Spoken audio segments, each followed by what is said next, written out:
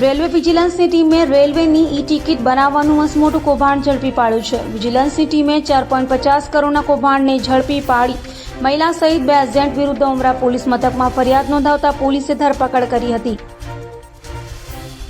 સુરતમાં ફરી મસમોટું કૌભાંડ ઝડપાયું છે. રેલવેની એટલે કે IRCTC સાઇટ હેક કરી તત્કાલ ઈ-ટિકિટ બનાવવાના કૌભાંડનું વિજિલન્સની ટીમે પર્દાફાશ કર્યા હતા.